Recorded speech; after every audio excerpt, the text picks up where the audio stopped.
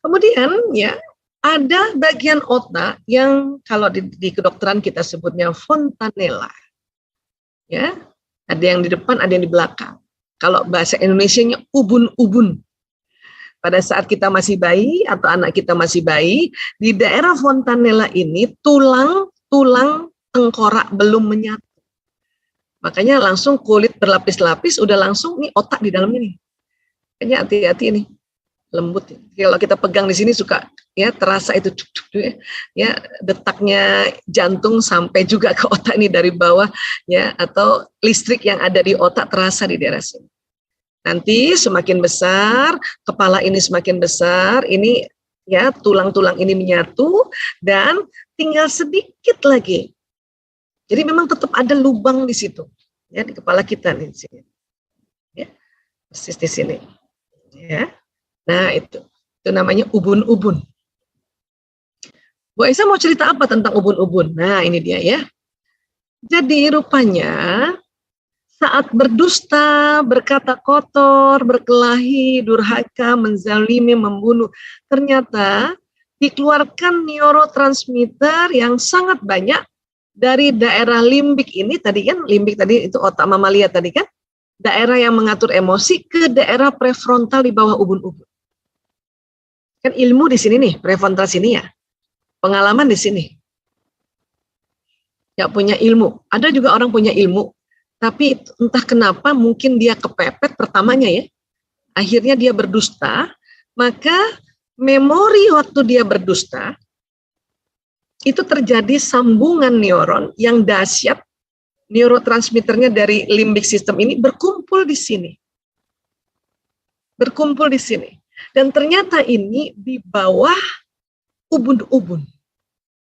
Di bawah fontanella anterior tadi. Di sini dia.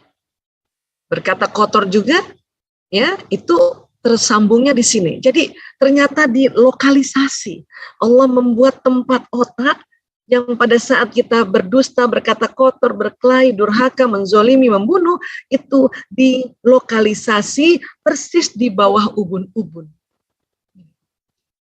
Jadi kalau ditanya, ya dosa itu di otak, apa yang terjadi? Dosa di otak akan terjadi satu tempat di bawah ubun-ubun terlokalisasi, dosa-dosa berkumpul di situ. Ya, kita ada kan? Ada. Cuman nanti ada orang yang ya dosanya bertumpuk-tumpuk di sini, dia tidak mau berhenti untuk ya melakukan dosa, terus saja berdusta, terus saja menipu, terus ini di sini, di daerah sininya ini karatan istilahnya. Bahasa populernya karatan. Ya. Makanya kalau dalam ilmu ya transactional analysis in ya psikiatri atau dalam psikologi ini sering disebut alter ego. Kalau orang sudah bertumpuk-tumpuk dusta, akhirnya jadi penipu, pembohong, begal, itu namanya alter ego. Punya memori yang awalnya mungkin dari trauma, cuman tidak diobati, tidak mohon ampun, ya terus saja melakukan. Ini ada istilah kita alter ego. Ya, bagian diri yang menjadi alter, yang menjadi jahat. Kadang alter ego yang di sini bisa membunuh yang lainnya atau bisa mengalahkan watak aslinya karena watak di daerah sini. Bahkan alter ego bisa mengalahkan ilmu-ilmu yang dia dapati sejak kecil, mungkin dinasehatin, jadi orang harus jujur, ya baik sama orang, yang benar, sikapmu yang pantas. Tapi kalau di sini sudah jadi alter ego, ini dia bisa menekan ilmu yang di sini, menekan otak bagian sini. Dan jadilah orang yang jahat. Jahat. Dalam Al-Alaq ayat 15-16, bismillahirrahmanirrahim, kalla la in lam yantahi lanasfa'an bin nasiyah, nasiyatin kazibatin khati'ah. Ya. Ketahuilah sungguh jika dia tidak berhenti berbuat demikian, niscaya kami tarik ubun-ubunnya yaitu ubun-ubun orang yang berdusta lagi durhaka. Jadi ini memang ya sudah ada di surat Al-Alaq ayat 15-16 ini. Ilmuwan baru menemukan di abad-abad terakhir ini bahwa pada saat alter ego itu terbentuk, oh ternyata persis di bawah Fontalela, persis di bawah ubun-ubun. Dan Allah ingatkan kita kalau nggak berhenti berbuat dosa, karena dusta dan durhaka ini kan jelas dosa ya. Ya dosa kecil menjadi akhirnya dosa besar kan durhaka itu. Ya, itu ditarik loh. Apakah itu di akhirat? Apakah itu di dunia? Dua-duanya. Di dunia juga ditarik. Nanti dalam bentuk macam-macam itu. Ya. Nah, sekarang ini dia nasyah di daerah ubun-ubun di sini. Jadi baru ketahuan ada terlokalisasi itu. Kalau orang yang sering berdusta, durhaka, berkata kotor, zolim dan sebagainya, menipu dan sebagainya. Kemudian lanjutan ayat itu falyad'una dia.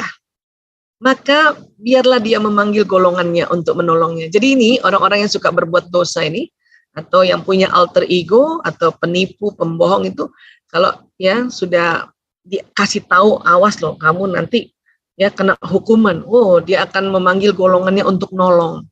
Jadi nanti dia bohong lagi ke sana, bohong lagi ke sini. Wah, saya dizolimi, wah saya jadi tumbal, wah dia nyari terus. Ya. Begitu juga di akhirat nanti dia cari golongannya, tolong dong, tolong gitu. Tapi ya ayat 18-nya sanada'u zabaniyah. Ya. Kelak kami akan memanggil malaikat zabaniyah. Itu malaikat yang luar biasa nih. Serem-serem nih. Jadi orang penipu, pendusta aja sudah di akhirat aja masih minta tolong untuk sama sesamanya si penipu-penipu ini. Tapi kata Allah, ntar dulu ada malaikat zabaniyah ini. Ya, nah, kemudian lanjutannya kala la tuti'hu wasjud waqtarib. Ya, sekali-kali janganlah kamu patuh kepadanya dan sujudlah dan dekatkanlah dirimu kepada Tuhan. Jadi kita tuh nggak boleh patuh ini sama alter ego nih. Ya, ini udah double nih, sekali-kali janganlah, double Allah ingatkan kita, kamu patuh kepadanya. Dan sujudlah, nah ini dia, sujudlah dan dekatkanlah dirimu kepada Tuhan. Sudah dikasih tahu oleh Allah dan Allah kasih cara untuk bisa ya pulih dari alter ego itu. Sujudlah dan dekatkanlah dirimu kepada Tuhan. Ya. Kami selama ini sejak mengurus anak-anak pecandu narkoba kan mereka itu berbuat dosa yang bertumpuk-tumpuk ya. Mereka akhirnya berbohong, mencuri, bahkan durhaka dan sebagainya. Ya. Makanya pada saat direhabilitasi, cara yang paling benar-benar dahsyat, benar-benar mujarab adalah sujudlah dan dekatkanlah dirimu kepada Tuhan. Maka sholatnya nggak boleh bolong-bolong orang-orang yang seperti itu. Ini udah dikasih tahu caranya. Ya.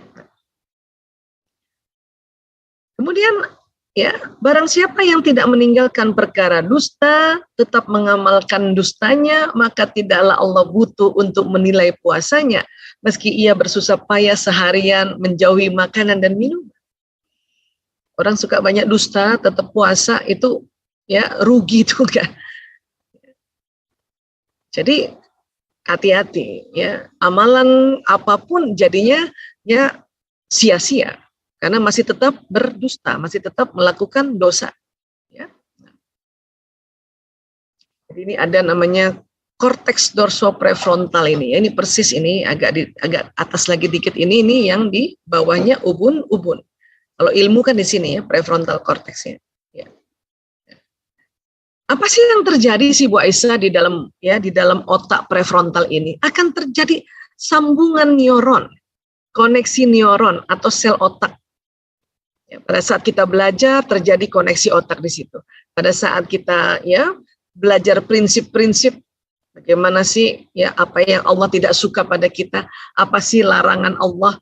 Ini di daerah sini nih itu akan tersambung neuron-neuron ini kalau kita cari tahu terus. Yang dilarang Allah apa sih? Yang Allah perintahkan dan yang wajib yang mana sih?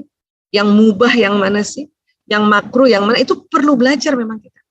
Agar kita punya guidance di sini. Ya, guidance di sini.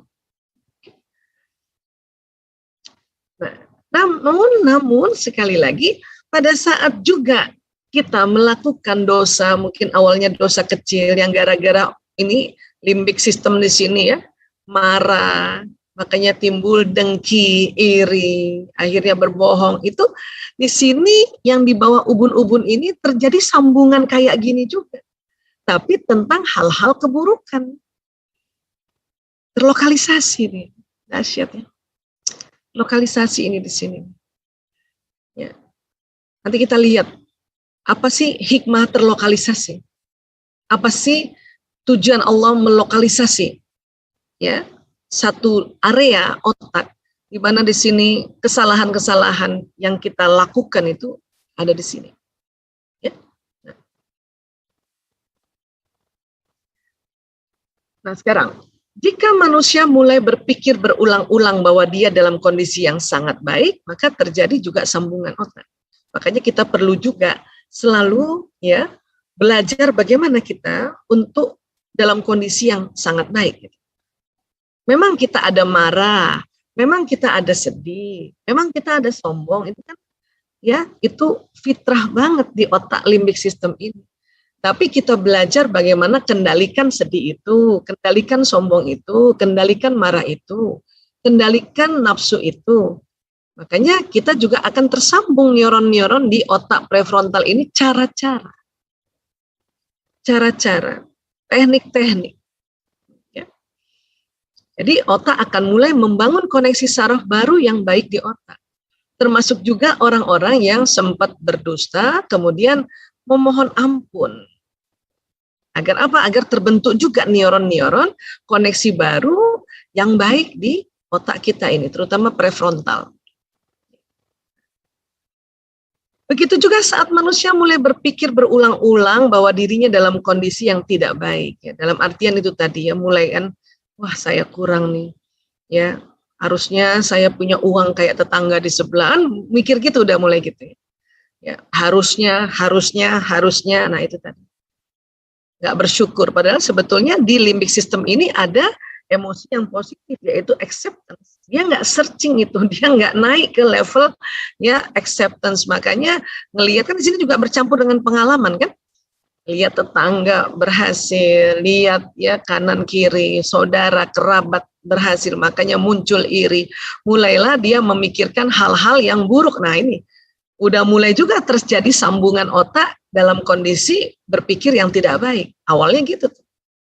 Ya, mulai hasad. Nah itu tadi dosa sir sudah mulai. Dosa zolim sama diri sendiri. Ya, dosa terhadap diri. Nah itu terbentuk. Ya. Nah, maka otak akan mulai membangun koneksi saraf baru yang tidak baik di otak. Ya. Dan itu berarti yang di bawah ubun-ubun ini sudah mulai ada polanya tuh, patronnya tuh. Ya, karena sudah mulai berpikir yang tidak baik. Mulai ada hasad, mulai ada iri, mulai ada dengki, cemburu. Wow, dari situ tuh nanti tuh akan terjadi apa? Ya, mekanisme pertahanan diri. Si batang otak tegang akhirnya menipu, berbohong, manipulasi. Nauzubillah min dzalik. Ya. Jadi semuanya memang berawal dari dalam diri.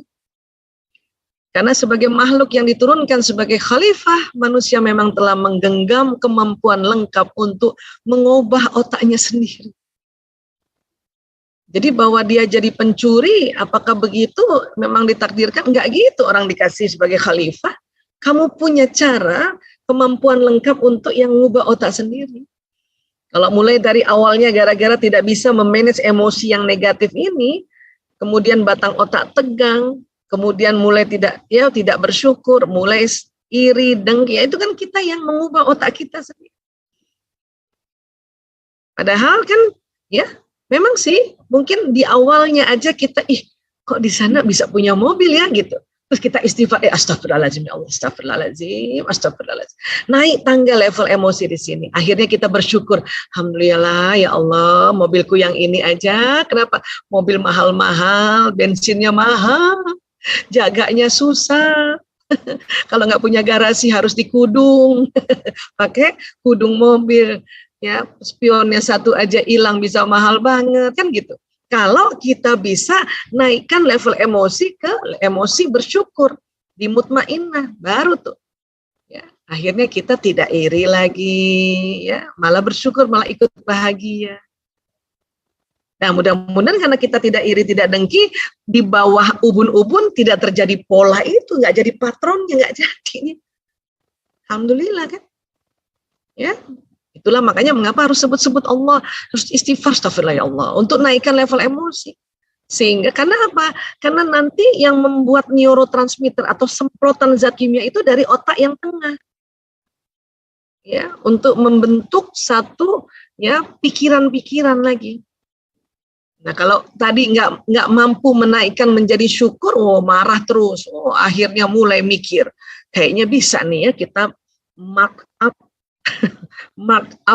ya, data, markup anggaran dan sebagainya. Jadi orang pintar pun karena dia pintar finance, pintar hitung-hitungan, dia bisa berbuat dosa. Kenapa? Karena dia tidak sanggup ya rasa cemburunya dirubah menjadi rasa syukur. Tidak sanggup dia. Ya. Oke? Nah. Semua perubahan ini dimulai dengan pikiran. Ya, pikiran kita merubah otak kita. Dan akhirnya nanti merubah perilaku. Karena apa yang ada di otak itu jalan pesannya ke sistem saraf. Sistem saraf ini sering sekali Bu Isa bilang kayak kabel listrik. Membawa pesan apa isi otak. Mulai kan otaknya tuh kreatif, kan otak kan kreatif. Tapi kreatifnya kalau dibawa ke negatif itu tadi kreatif menipu. Macam-macam nanti itu. Nanti seolah-olah itu pesan dari orang tertentu, padahal dia yang bikin. Makanya menipu. Lewat media, menipu juga mungkin lewat telepon. Kenapa? Karena dia ingin menipu di sini, dia bilang menipu, makanya badannya nipu aja gitu. Ya, ada menipu yang caranya ketahuan menipu, ada juga menipu yang, kok pinter banget ya nih nipunya ya. Itu berarti dia juga punya ilmu di sini tuh. Cuman karena sudah alter egonya terbentuk, kerak di bawah ubun-ubunnya terbentuk, maka dia nggak bisa lagi kontrol mana yang benar, mana yang enggak. Na'udzubillah min dzalik. Ya. Jadi sekali lagi di ubun-ubun ini terjadi sambungan otak. Baik yang ilmu, baik yang pengalaman, dan juga ya yang tentang dosa-dosa yang dia lakukan di sini. Ya. Nah, untuk itu karena dia di ubun-ubun, kita kan punya nih bahwa kita ini, mudah-mudahan belum jadi alter ego ya, na'udzubillah min dzalik ya. Mungkin ada khilaf-khilaf. Itulah pada saat kita berwudu dan pada saat mengusap kepala, ini harus kita jangan asal-asalan ngusap kepala.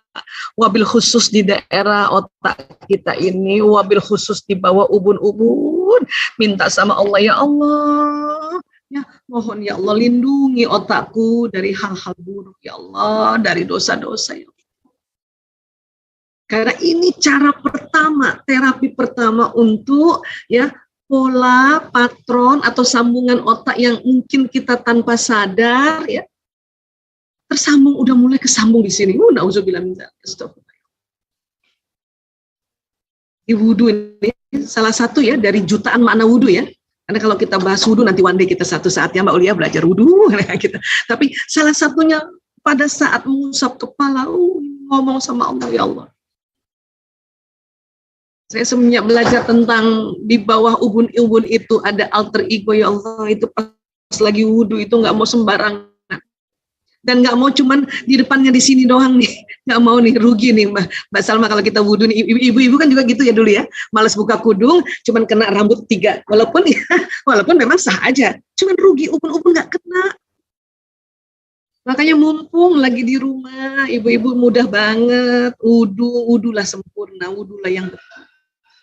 Dan memang dimintanya adalah mengusap sampai ke belakang, baru kita balik lagi. Kenapa ini? Karena di dalam ini isinya banyak isinya, termasuk watak di sini, bakat di sini. Tapi wabil khusus pas ubun-ubun itu tolong didoakan di situ. Ya.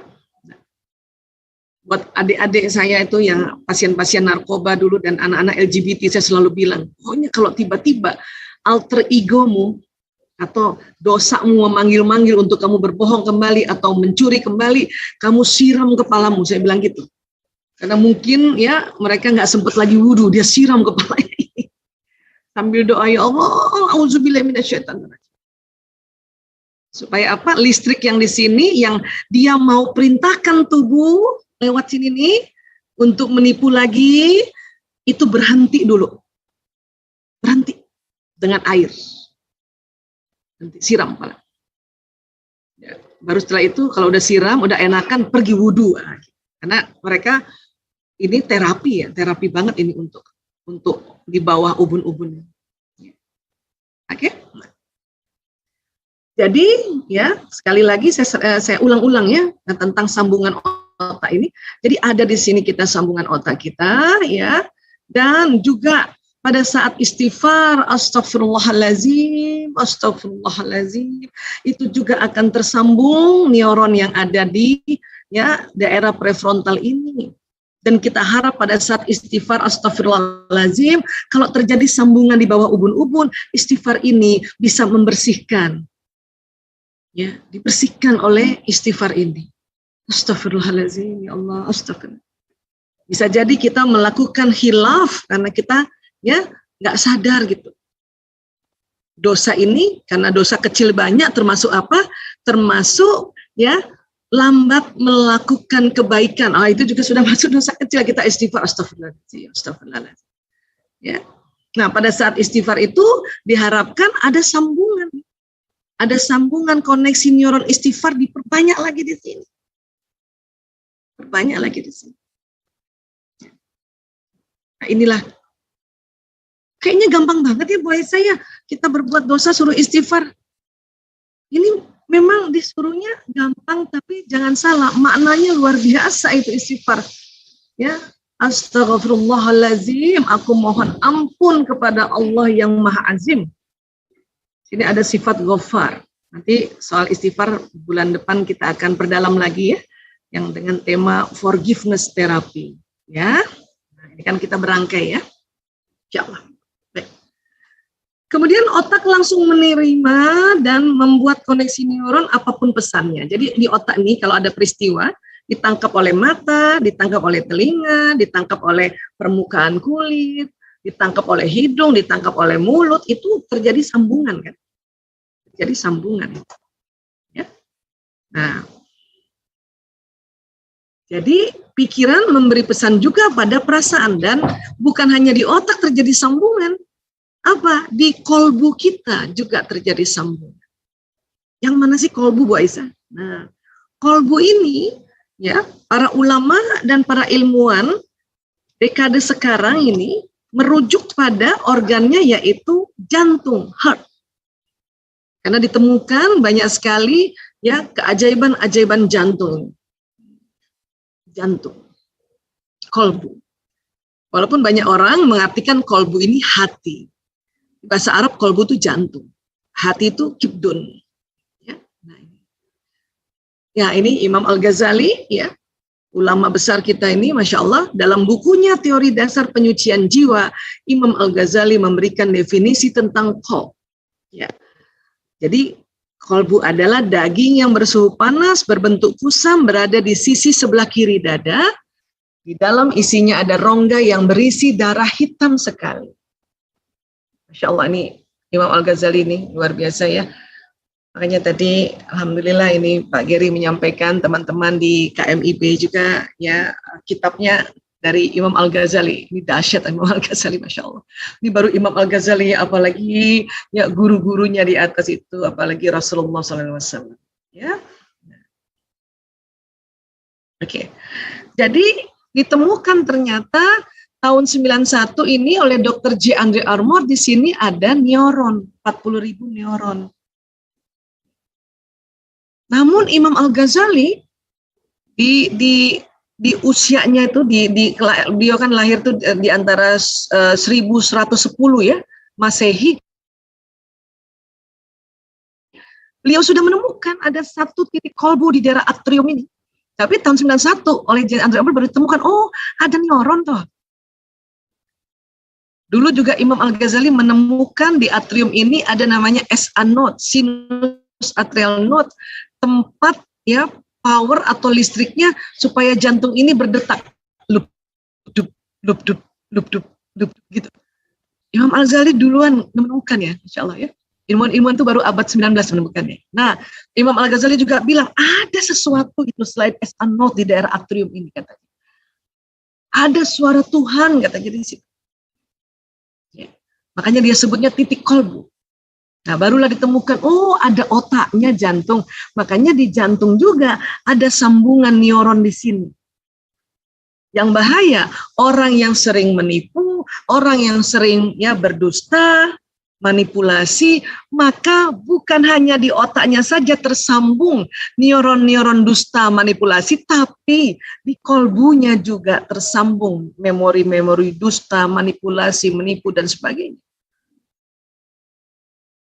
Inilah yang Rasulullah SAW mengatakan bahwa kalau ya mudghah ini baik, maka baik semua tubuh. Kalau mudghah ini buruk, maka buruk semua tubuh. Buruk baiknya itu tergantung selama ini apa yang dia pelajari, apa yang dia lakukan, apa yang dia kerjakan. Karena selain di otak terjadi sambungan kayak gini, di sini juga tersambung. Padahal di sini juga ini sering kasih tahu otak, otak, jangan gitu. Masa kamu mau kaya, kamu menipu? Ini suka ngomong ini, makanya ada namanya suara kolbu. Kenapa? Ya. Menurut Imam Al-Ghazali, jantung ini dari awal selain lupdup itu ada ya suara Allah di situ. Suara Tuhan di situ yang selalu ingatkan otak. Oi, otak. Penemuan Andre Armour juga mengatakan begitu. Jantung bisa ngomong sama otak. Jantung bisa kasih pesan kepada korteks otak. Tapi dia akan suara Tuhan akan tertutupi dengan apa dosa tadi yang dilakukan. Nauzubillah min dzalik ya Allah, nauzubillah min dzalik. Ya. Maka dengan istighfar ya insya Allah sambungan yang di jantung juga ini terjadi ada sambungan baru istighfar astagfirullahaladzim, astagfirullahaladzim, astagfirullahaladzim. Agar apa? Agar mungkin kebiasaannya membuat dia buat dosa bisa ya ada sambungan istighfar yang baru. Dosanya tetap dia ingat, saya pernah misalnya menipu ibu saya. Ini anak-anak narkoba ya, contoh yang paling gampang karena saya geluti itu. Ya, saya pernah menipu ini. Itu nggak bisa lupa itu ingat. Tapi karena istighfar di memori yang dia ingat ada sambungan istighfar, maka dia ingat tapi tidak melakukannya lagi. Itulah tobat, ya, itulah istighfar. Dari otak ke badan ada namanya sistem saraf. Ini juga saya sering sampaikan. Karena kita mau belajar tubuh kita ya, jadi kita tahu ya. Jadi sistem saraf ini banyak kabel-kabel jalan di tulang belakang, nanti tulang belakang jalan sistem saraf ke seluruh tubuh. Ini dia. Ya. Sistem saraf ini kerjanya kayak kabel listrik. Dan dia berjalan di antara otot-otot. Selain saraf ada pembuluh darah, ada pembuluh limfe, ya, jalan di antara otot-otot kita. Ya, saraf ada yang di permukaan juga, ada yang di dalam. Ya, nah. Ini dia ya sistem saraf, kerjanya kayak kabel listrik. Maka ya pada saat tadi kita melakukan dosa, ya selain tadi ada di otak ini tersimpan menjadi alter ego, dan alter egonya yang kasih perintah untuk badan ini melakukan dosa. Dan cepat banget loh perintahnya itu, karena sistem saraf ini punya kecepatan yang luar biasa. Neuron sensoriknya 240 km per jam, neuron motoriknya 320 km per jam, cepat. Bukan hanya dosa sebetulnya ya, semua yang ada di otak kita jalan. Semua yang dilihat lewat mata jalan pesannya. Semua yang didengar jalan, semua yang diucapkan jalan. Termasuk kita haus, ya ini leher tiba-tiba dahaga gitu ya, dan kita sedang tidak saum, ya kita belum mikir mau ke dapur, ini sudah kasih pesan ke dapur, kaki ke dapur, ambil gelas, ambil air di dispenser dan minum. Cepet banget, kenapa? 320 km per jam. Nggak ada kendaraan juga ya mobil secepat itu ya. Cepat. Begitu juga dosa, karena sudah menjadi alter ego, kadang nuraninya belum sempat bilang stop, jangan lakukan itu. Apalagi nggak pernah istighfar. Ini alter egonya kasih tahu, akhirnya dia pergi lagi pakai narkoba, pergi lagi menipu, pergi lagi mencuri. Ini ya yang susah sekali orang yang senang berbuat dosa dan dia tidak bertobat, tidak menghentikan, maka ya badannya ngikutin apa yang ada di otaknya, wabil khusus yang di bawah ubun-ubun tadi. Jadi badannya mengikuti. Ya. Nah. Kemudian yang saya memperkenalkan lagi kali ini adalah ya di antara tulang belulang tulang belakang ini paling ujungnya ini ada namanya os coccygeus atau kalau bahasa Indonesia tulang tungging atau tulang ekor ini.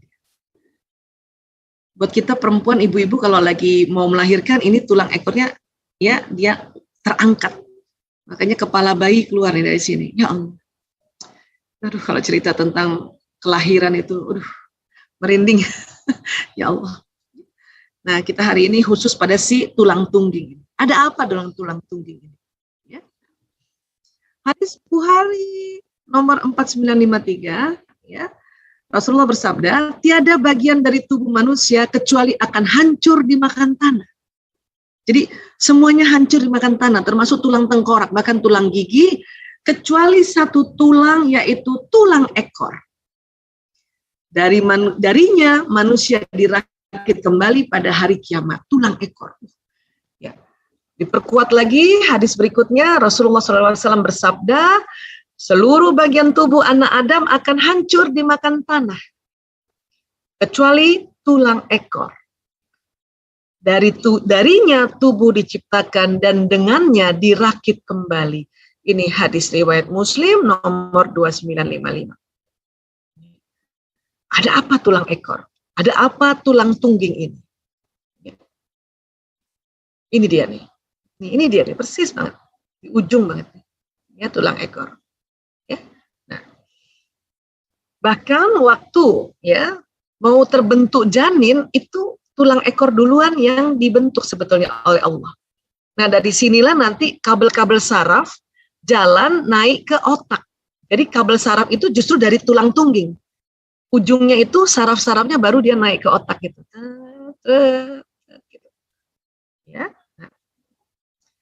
Jadi Dr. Othman Al-Jilani, Profesor bidang histologi dan patologi Sana'ah University Yaman bersama Syekh Abdul Majid pada Ramadan 1423 Hijriah atau November 2002, mereka membakar tulang ekor dengan suhu tinggi selama 10 menit hingga warnanya berubah menjadi hitam pekat.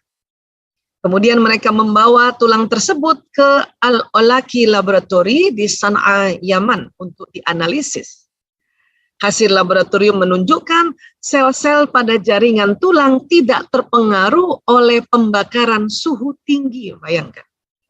Ya, penelitian itu dilakukan untuk mencari tahu kebenaran tentang sabda Rasulullah SAW tadi yang mengatakan tulang ekor tidak hancur, bahkan dari tulang ekor akan dirakit kembali manusia di hari kiamat. Jadi ada cloning tubuh kita lewat tulang tungging ini. Ya.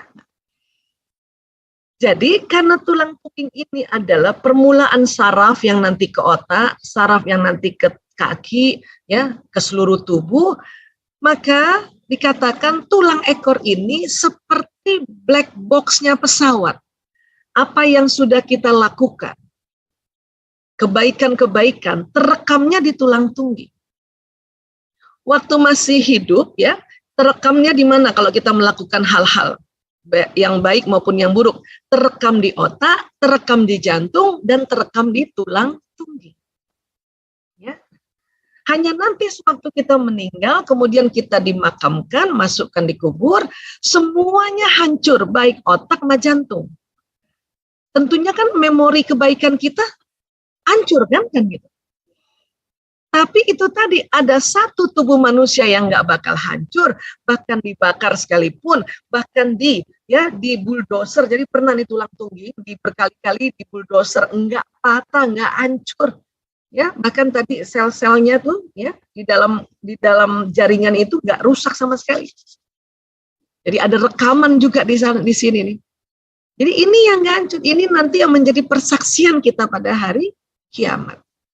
Ini juga pada saat kita melakukan dosa, tadi kita sudah lihat, dosa di otak itu persis di bawah ubun-ubun, dia berkarat di situ.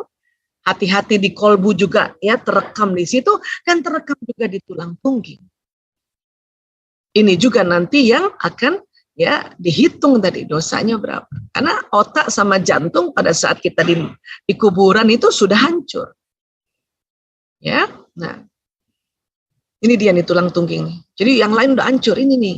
Dan ini kalau diteliti juga, dia masih ada itu. Dia punya jaringan, dia punya gen, dia punya rekaman-rekaman. Kecil sebetulnya ya. Ya sama lah kalau kita punya USB yang kecil kan itu banyak banget data-data di situ kan. Ya, nah. Jadi istighfar ini pada saat kita ya melakukan pertobatan, atau kita istighfar keseharian kita, dalam sholat kah, atau dalam ya kondisi-kondisi tertentu, maka jangan salah, istighfar ini astagfirullahaladzim, dia akan terbentuk koneksi istighfar di otak, dan berharap tadi di bawah ubun-ubun juga ada sambungan istighfar, kemudian di jantung juga, dan istighfar ini juga jalan ke sistem saraf, dan nanti terekam di tulang tungging. Sehingga apa? Kita harapkan kehilafan kita, dosa kita yang terekam di tulang tungging oleh istighfar ini di-delete. Ya. Ini pentingnya istighfar, astagfirullahaladzim. Dan supaya afdol, waktu istighfar jangan asal aja. Karena kalau asal aja, dia kurang power. Jangan-jangan nggak sampai ke tulang tungging. Makanya diminta oleh para ulama pada saat istighfar kita, ya apa sih yang mau diminta di-delete atau dihapuskan nih ke dosa kita dengan istighfar ini? Harus sebut juga, ya Allah, kemarin saya bohong dikit sama suami, ya Allah, astagfirullahaladzim. Kenapa bohong dikit Bu Isa? Ya namanya kadang-kadang sama suami gitu ya. Ya. Ditanya, kamu butuh berapa bulan ini? Misalnya gitu ya, 5 juta, kita tambah-tambahin dikit, 5.500.000 deh ya. Kira-kira begitu pernah buat Mbak Linda? Kalau Mbak Linda mungkin karena kerja sendiri nggak perlu ya, nambah-nambah dikit ya. Ya. Nah itu kan kita harus ngomong, ya Allah, astagfirullahaladzim, ya Allah, aku tadi sih nggak gibah, tapi ada temanku gibah di sampingku. Ya. Aku nggak suruh berhenti, jadi telingaku, ya Allah, astagfirullahaladzim. Supaya apa? Istighfar ini jalan membersihkan yang di otak, membersihkan yang di jantung, dan di tulang tungging tadi loh yang kita mau bersihkan, ya Allah. Ya, aku mohon ampun pada Allah yang Maha Agung. Ya, itu tadi selain terjadi sambungan pada saat istighfar ini, kita ada mekanisme respirasi. Astagfirullahaladzim, karbon dioksida keluar dari mulut, hidung akan tarik oksigen dengan cepat dan banyak, maka nanti oksigen naik ke otak, ya, kena tadi otak mamalia dan otak batang otak, jadi rileks batang otak sama mamalia. Ya, nah. Sholat tobat. Katakan pada saat kita melakukan dosa berulang menjadi dosa besar atau kita melakukan dosa besar, kita diminta sholat tobat. Apa makna di sini? Makna di sini diharapkan pada saat kita sholat melakukan gerakan-gerakan yang ritmis dan teratur, otot-otot ini yang tadinya tegang, yang menjepit saraf dan pembuluh darah itu kembali rileks, sehingga sistem saraf, sistem pembuluh darah nggak kejepit. Emang mau apa sih Bu Isa? Nah, kita ngomong sistem saraf aja ya, karena kita tadi belajar sistem saraf. Karena kalau sistem saraf sudah tidak terjepit, kalau kita nanti bermohon di dalam sholat ini, mulai dari takbiratul ihram sampai salam, maka doa yang kita lafazkan mulai dari mulainya sholat sampai terakhir nanti salam, kemudian dilanjutkan dengan istighfar yang berulang-ulang, jalan di sistem saraf, lancar jalannya. Sehingga bisa sampai di otak, bisa sampai di jantung, dan bisa sampai di tulang tungging. Itulah mengapa ya kita sholat ini ada gerakan. Ini salah satu hikmah dari ratusan juta atau miliaran hikmah dari sholat. Jadi dengan gerakan sholat maka otot-otot yang tegang akan rileks dan pembuluh saraf yang jalan di tubuh tidak terhimpit. Sehingga pesan istighfar jalan dengan lancar sampai tulang ekor. Ya. Itulah makanya kalau kita khilafnya udah kebanyakan, segeralah sholat tobat. Atau kita bahkan ya kita melakukan dosa besar. Ya, durhaka, zina, ya, dan lain-lainnya tadi. Supaya apa? Supaya kita butuh istighfarnya sampai di tulang tungging ini cepat. Tapi tentu berikutnya yang namanya tobat berhenti melakukan dosa terus ya tadi. Kalau enggak terbentuk lagi. Nanti tobat lagi. Bisa, cuman Allah sudah kasih kalau sampai 3 kali kamu tertutup nanti. Ya, tertutup qalbumu, tertutup itu nanti semuanya. Nauzubillah min dzalik. Khatamallahu fi qulubihim. Jadi Allah tutup di kulub kita. Aduh, ngeri banget. Ngeri banget. Ya, istighfarnya nanti udah nggak bisa ya jalan lagi di sini. Ya. Kemudian dengan posisi sujud, darah banyak mengalir di daerah prefrontal cortex. Ke sini nih. Sehingga area di bawah ubun-ubun bisa dialiri darah. Itu makanya tadi di Al-Alaq tadi dikatakan, maka bersujudlah padaku dan dekatkanlah dirimu kepadaku. Orang-orang yang sudah terlanjur berbuat dusta, durhaka atau dosa tadi. Supaya ya pada saat bersujud ini darah yang dari sini ini jalan ke sini. Karena di sini ini kurang darah. Memang ada pembuluh darahnya. Cuman kalau kita berdiri darahnya nggak ke sini.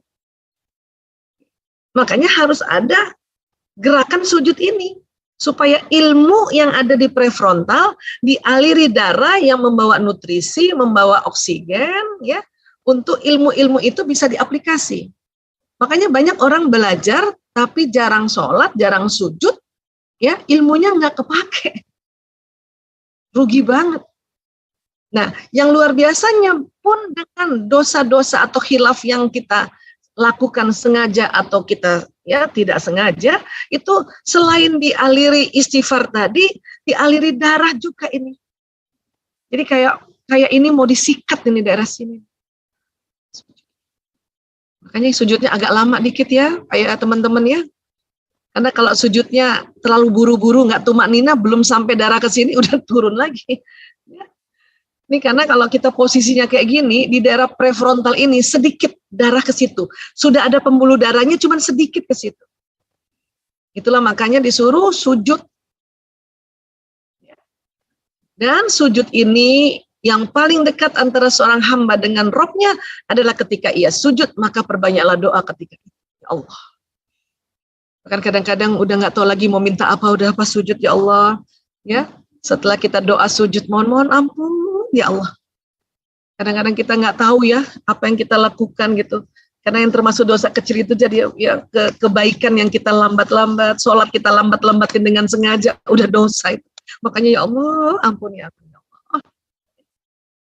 Nah, sholat di sisi lain ya, sisi kalau kita berapa kali bicara tentang sinyal, nah, ini terjadi sinyal yang panjang sehingga apa? Sehingga doa kita ba'da sholat, setelah kita minta ampun, ya, setelah kita tobat, maka doa kita akan berpancar juga ke alam semesta, maka akan ditarik peristiwa yang membawa doa kita itu. Tapi bayangkan seandainya tidak bertobat, ya, maka ya sinyal kita membawa dosa-dosa kita. Nanti akan ya kena ke anak, kena ke pasangan hidup, kena ke saudara-saudara. Jadi nyamber gitu, nular-nular. Nauzubillah min dzalik. Dan kehidupannya tentu senantiasa dalam kondisi yang penuh azab. nggak pernah barokah hidupnya kalau orang ya tidak bertobat. Ya, jadi mungkin segini dulu Mbak Linda ya pembahasan dosa ini. Saya juga mohon ampun ini sama Allah ya, ini wallahu alam bisawab, ini hanya pendekatan-pendekatan supaya kita mengerti sedikit ya, ini nggak bisa ya, ini masih superficial sebetulnya, tapi mudah-mudahan pendekatan ini kita jadi tahu, jadi kita pada saat kita ibadah, wudhu nggak asal-asalan, sholat juga nggak asal-asalan, lafazkan istighfar juga nggak asal-asalan. Insya Allah itu jadi sebuah ikhtiar kita untuk mengatasi khilaf-khilaf atau dosa kita ya. Wallahu alam bisawab. Terima kasih. Maaf lahir batin. Wabillahi taufik walhidayah. Assalamualaikum warahmatullahi wabarakatuh. Saya kembalikan ke Mbak Linda Salma.